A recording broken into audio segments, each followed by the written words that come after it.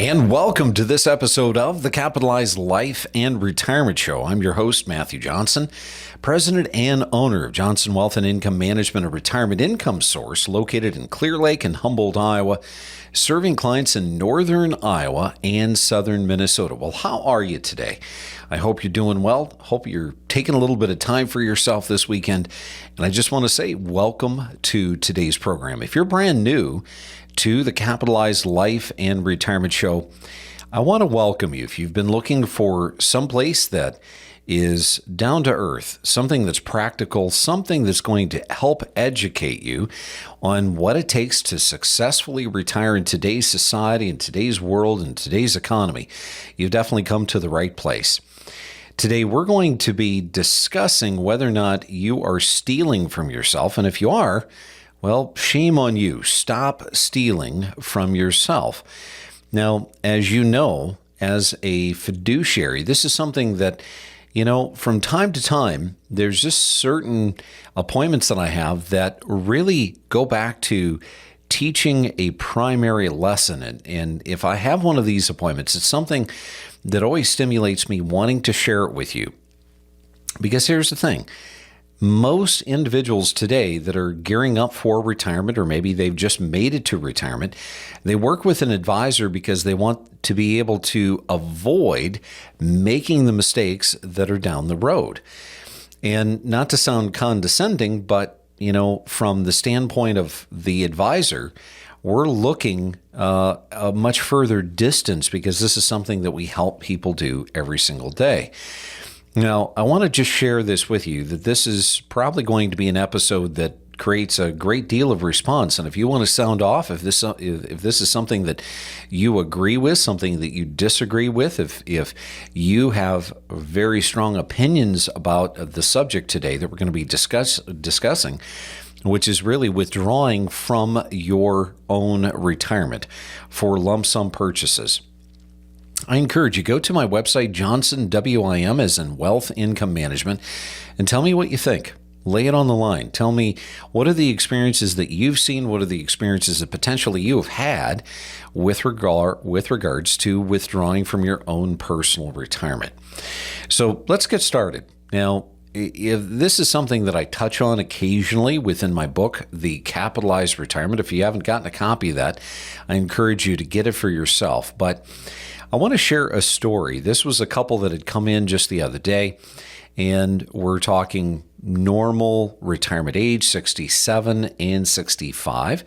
And the spouse had just retired from a couple of decades working for an employer that actually offered to her a pension. Now, if you're lucky enough to have a pension, man, I want you to really understand just how special you really are, because less than 2% of people in society today are still eligible to draw a pension when they retire. And so a pension is something not to be fooled with. It's something that's very special. However, making the wrong kind of a decision about your pension, about the retirement money that you've saved, that can have long-term negative side effects. And so getting into this couple had never really saved anything for retirement. They put a lot of emphasis on owning rental properties. And no doubt he was still working. He loved what he did. He wanted to continue to work for a while longer. He didn't know what else he would do if he did retire. So that was part of the reason why he continued to want to stay working. But they had these rental properties. They were producing plenty of income. And the general idea in their mind was that we were going to take her 401k, they were going to take her pension, they were going to cash everything out, and then they were going to use it to buy more income-producing rental properties. Now, just on the kind of peripheral outside view looking in, that's not a terrible idea, right? They would be able to take this money, they'd be able to buy these properties with taxes already been out of the way. And now they were going to just be receiving just pure profit, right? They were going to buy this property and it was going to produce income for the rest of their life. Shouldn't be too many things wrong with that. Well, we're going to dissect this appointment and we're going to kind of dissect their mindset, and we're going to help kind of look at what they were trying to accomplish, but maybe do it in a much more strategic way that's going to save them in all sorts of ways. Now, before we get into this, I want you to ask yourself a question. No doubt, if you haven't yet made it to retirement, but you're getting close, chances are you might have one or maybe multiple different retirement programs that you've been involved in. Maybe you've been in a 401k, maybe you got 403b going. Maybe you've got some of those accounts and they've been kind of sitting on the outside. They've been maybe a little bit in a position where they've been just kind of dormant. You haven't been adding to them. But nevertheless, I want you to ask yourself this question: why did you bother even saving the money to begin with? Now, that answer that you give could be very different than your next door neighbor or your best friend. What I've discovered over the years is that there's really only three reasons why we save retirement money. The first reason is that we save it because, when we get to retirement, we will have built up our pot. It's going to be a big chunk of money, and we're going to take all that out and we're going to use it to build that new home in Phoenix. Or we're going to use it to, build the cabin in the woods, or whatever the case may be. The second reason is, well, Matthew, I've saved all this money so that I can supplement my retirement once I no longer have a paycheck. What's number three? Number three could be you're saving this money because you want this money to be a legacy to your kids. Your plan is never to touch the money. It's just to let it sit there and accumulate and grow and compound. So when you die, you're going to be able to have a cash legacy to your children and to your grandchildren. Now, what is your primary reason for saving this money? For most individuals watching this program, listening to this radio show, it's going to be number two.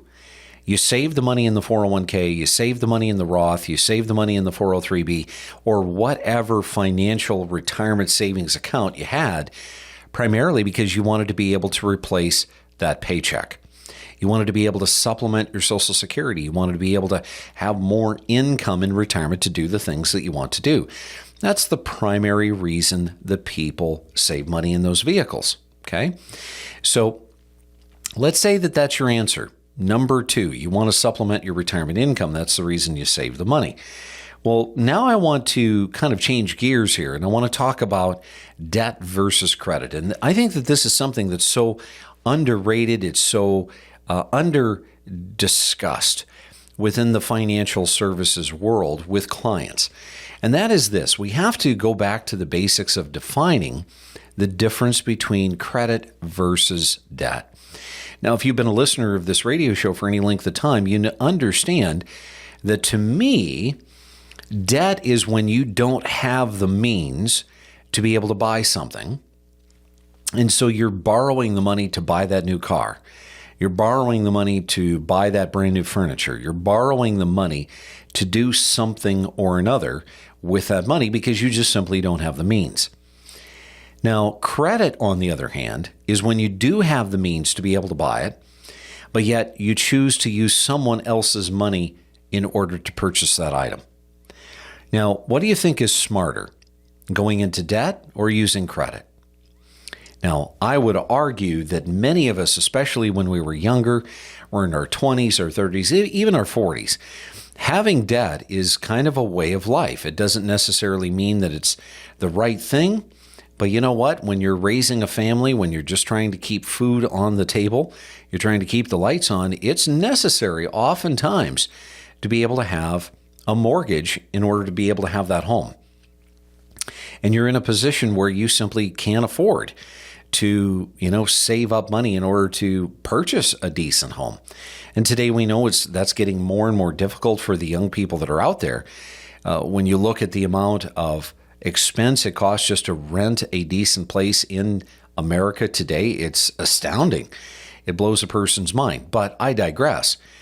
When we think about purchasing big ticket items, especially when we're close to retirement, or maybe we've actually retired and now we're already in the distribution stage of our life, when it comes to purchasing big ticket items, maybe that's a really expensive car or an automobile. Maybe that's, like this couple wanting to go out and purchase, say, storage units as a rental property. We have to ask ourselves, do we really want to use our money? Now, there's another thing here. We want to go back to the fact that this woman had a pension. And again, pensions are something that we don't want to necessarily disregard, because if we have a pension, we have access to something that's going to pay us a check for the rest of our life. Now, does it necessarily mean that this woman needed to keep the pension a pension versus rolling the pension? Well, not necessarily, and your mileage may vary. You may find that keeping your pension a pension is the very best option for you. For many other people, rolling the pension into an IRA is the best option because, as we've discussed before here on this program with regards to pensions, by doing so, you know that 100% of that money is now yours day one. You know 100% that you can have access to all of that money if you need it. You know if you die, it's going to go to your spouse if you have the right beneficiaries. And more importantly, you know that if both of you have passed, now it's going to be able to be passed on to your kids. But remember what this couple's plan was. This couple's plan was just to cash in the pension, take all the money, and use it to go buy the storage facility along with the 401k money. But then we have to think about something else. We have to think about, when you're in the distribution stage of your life, what is a safe withdrawal rate? Now, I know I'm throwing a lot of things at you right now, but I want you to consider this. Most all of our lives, we've been taught that a safe withdrawal rate is about 4%. Now, what does that mean? What that means is that theoretically, based upon all the Monte Carlo analyses that have been done by the various different financial institutions that exist in the world today, they're telling us that if we've saved up, say, $1 million in retirement savings, and we take $40,000 every single year, there's going to be about a 90% probability that we're never going to run out of money. Now, I want to change that into an analogy for just a minute. If you got onto a plane and the captain said, "Hey, congratulations, we're pulling away a little bit early. We're going to get to the destination a little early. And even better news, there's a 90% chance that we're going to actually make it to our destination today." Let me ask you, would you get on that plane? Well, the answer is probably not. And so we have to understand how all of these things work together.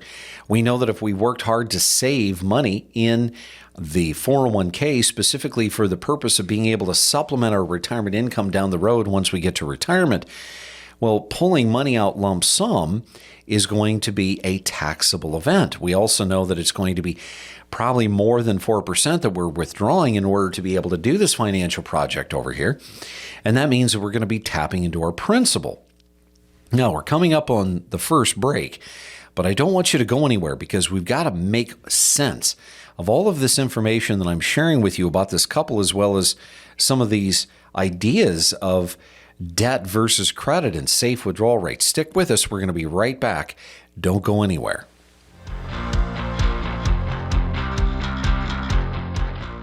And welcome back to the Capitalized Life and Retirement Show. I'm your host, Matthew Johnson, president and owner of Johnson Wealth and Income Management, a retirement income source located in Clear Lake and Humboldt, Iowa, serving clients in northern Iowa and southern Minnesota. Now, if you're just joining us, today we're kind of going through a case that recently came to me, where there's this couple, 65 and 67.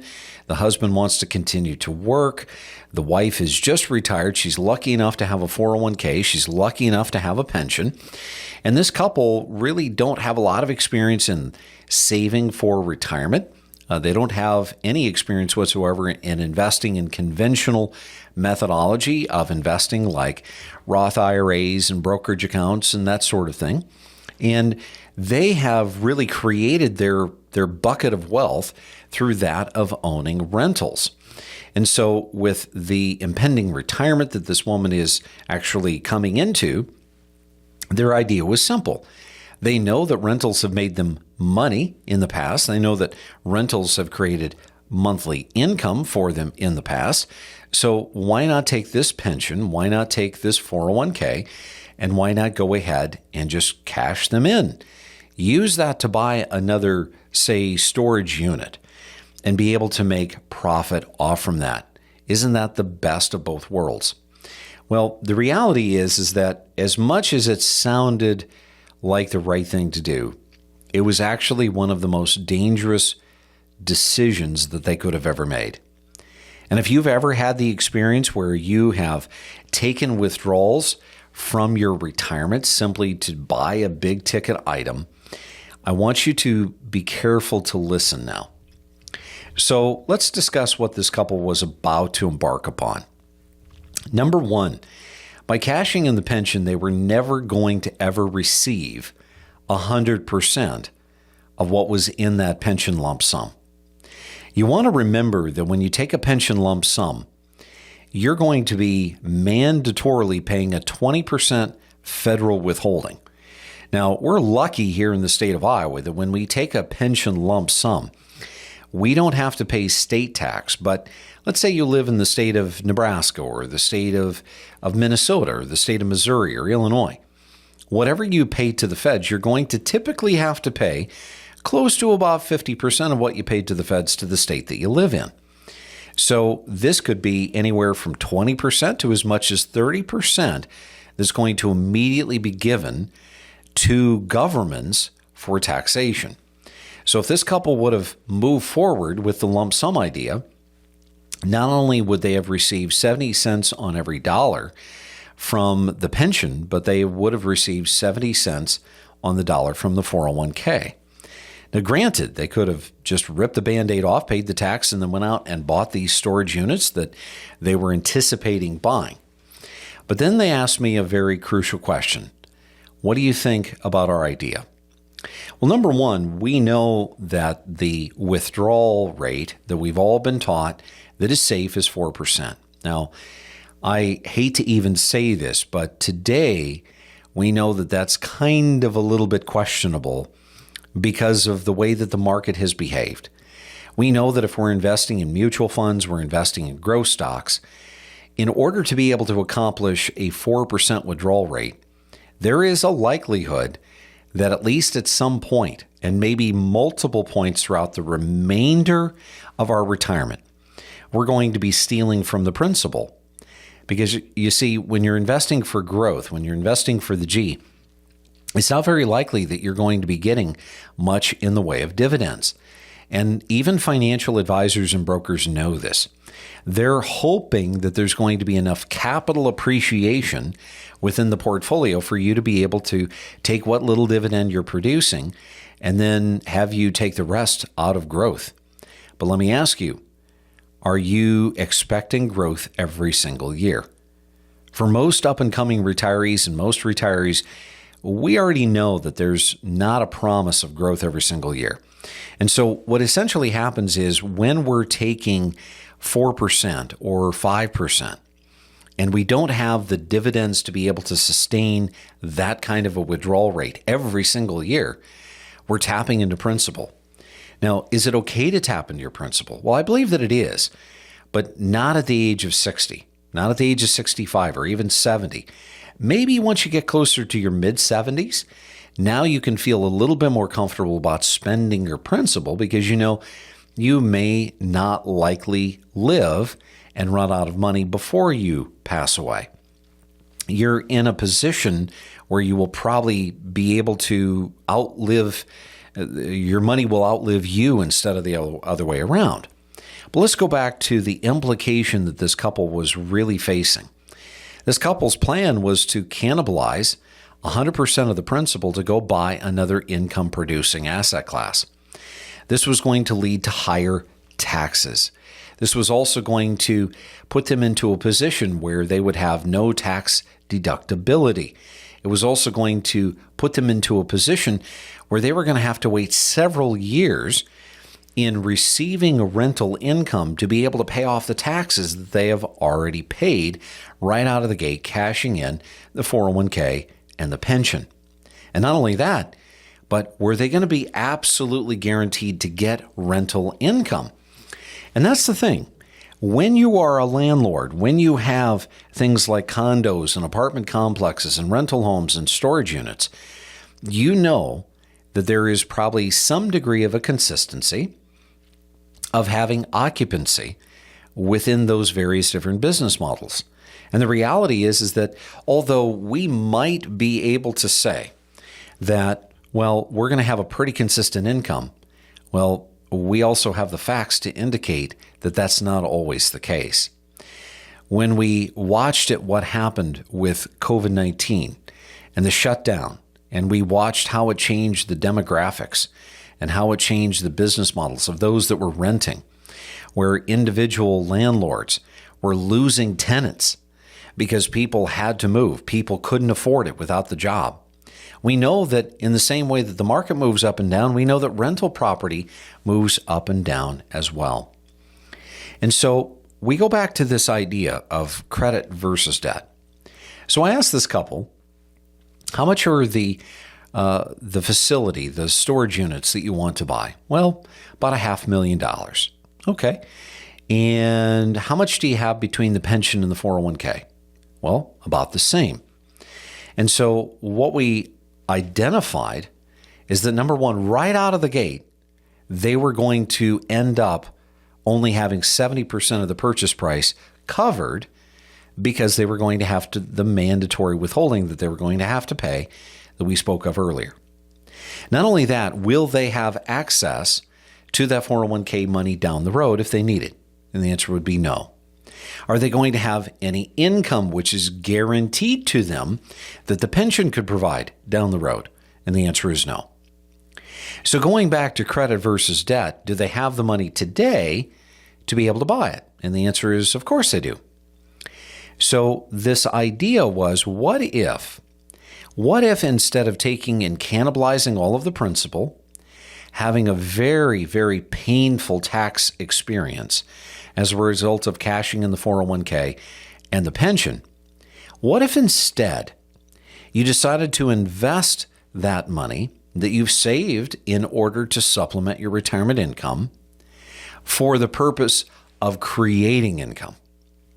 In other words, instead of keeping the 401k focused on growth and the pension focused on the pension, what if you rolled that tax-free into an IRA? Now, 100% of that $500,000 is yours. Your name is on it. You paid zero tax to consolidate that money into the IRA. Then what if you took that money, that $500,000, and you invested it in such a way that it created, we'll just say, to be conservative, 6%. Now, if you went to the bank, do you think that the bank would borrow you $500,000 to buy the storage units, knowing that you had $500,000 in retirement savings? What do you think that their answer was? If you said yes, you'd be right.